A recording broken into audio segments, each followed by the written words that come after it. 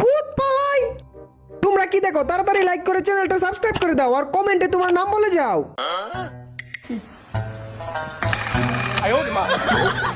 তোমার পালা, যাও রান্না করে আনো।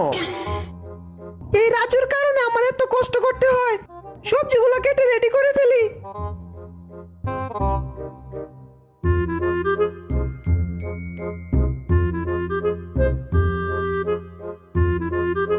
আজকে আমি মশলা দিমু পিওর, রাজু খাইয়া মজা পাইবো শিওর।